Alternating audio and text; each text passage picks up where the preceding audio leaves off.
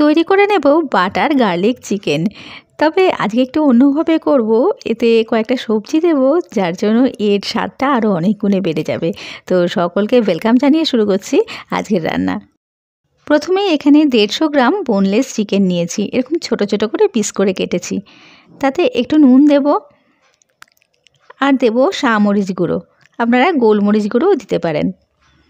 1 teaspoon vinegar দেব, দিয়ে marinate করে রেখে দেব 30 মিনিটের জন্য। তাতে করে মাংসগুলো অনেকটা নরম হয়ে আসবে। এখানে একটু ব্রোকলি আর গাজর ডুমো করে কেটে ধুয়ে রেখেছি। প্যানেতে 1 টিস্পুন সাদা তেল আর 1 টিস্পুন বাটার দিয়ে ব্রোকলি আর গাজরগুলোকে ভেজে নেব ঢেকে ঢেকে। একটু নুন দিয়ে ভাজবো, খুব বেশি ভাজবো না, মানে মোটামুটি সেদ্ধ হলেই হবে। তো এই রেসিপিটা একবার এভাবে ট্রাই করে দেখবেন, খেতে কিন্তু দারুণ টেস্টি হয়। শুধু মুখে খেতেও ভালো লাগে, আবার রুটি পরোটা দিয়ে খেতেও কিন্তু দারুণ লাগে। তো 5 মিনিট লো ফ্লেমে ঢাকার পরে দেখুন বেশ অনেকটাই জল ছেড়েছে, আর ব্রোকলি আর গাজরটা বেশ নরমও হয়ে এসছে। তো নামিয়ে নেব। এবারে ওই প্যানের মধ্যে আবার 1 টিস্পুন সাদা তেল আর 1 টিস্পুন বাটার দিলাম, আর ম্যারিনেট করা চিকেনগুলোর ওপরে একটু ময়দা ছড়িয়ে মেখে দিলাম। তারপরে প্যানেতে এরকম ছড়িয়ে দেব। একটু নাড়াচাড়া করে নিয়ে ঢেকে রাখবো 5 থেকে 7 মিনিটের জন্য লো ফ্লেমে। মাঝে 2-1 আমি নেড়ে দেব,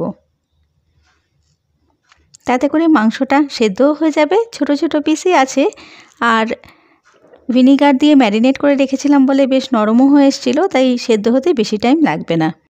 মাংসগুলো প্রায় সেদ্ধ হয়েই এসেছে। তো একটু ভাজা ভাজা করে নিয়ে সাইড করে দেব, আর এতে দিয়ে দেব আবারও 1 টিস্পুন বাটার। তারপর এখানে 7-8টা মতো রসুন কুচি দিয়েছি,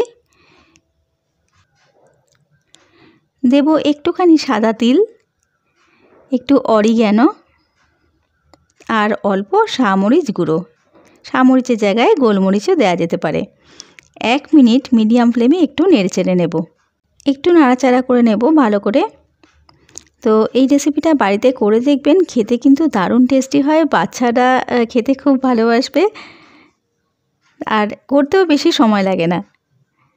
তো দিয়ে দিলাম একটু টমেটো আর ভাজা সবজিগুলো, আর ওপর দিয়ে অল্প একটু চিনি দিলাম। একটু মিষ্টি ছাড়া কোনো তরকারি যেন ভালো লাগে না, তাই 1/2 টিস্পুন মতো চিনি দিলাম। এবারে গ্যাসটা বন্ধ করে 2 টেবিল স্পুন টক দই দেব। গ্যাস জ্বালানো থাকলে বেশি তাপে টক দই দিলে দইটা ছানা কাটা মতো হয়ে যায়, তাতে করে খেতে আর দেখতে দুটোই খারাপ লাগে। এবারে গ্যাসটা জেলে নিয়েছি, টক দইটা মিশিয়ে নেওয়ার পরে গ্যাসটা জেলে নিয়েছি। তো butter garlic chicken with vegetable একদম রেডি হয়ে গেছে। ওপর দিয়ে একটু কাঁচা লঙ্কা কুচি ছড়িয়ে দেবো, তারপরে ঢেকে রাখবো গন্ধটা বসার জন্য। তো ভিডিওটা কেমন লাগলো, ভালো লাগলে প্লিজ চ্যানেলটাকে একটু সাবস্ক্রাইব করবেন, আর পাশে থাকা বেল আইকনটি একটু অন করে দেবেন, যাতে করে আমার সকল নতুন রান্নার নোটিফিকেশান আপনাদের কাছে পৌঁছে যায় সবার আগে। আর ফেসবুক থেকে দেখে থাকলে পেজটাকে প্লিজ একটু ফলো করে দেবেন। তো আজকে আসছি, সবাই খুব ভালো থাকবেন, সুস্থ থাকবেন।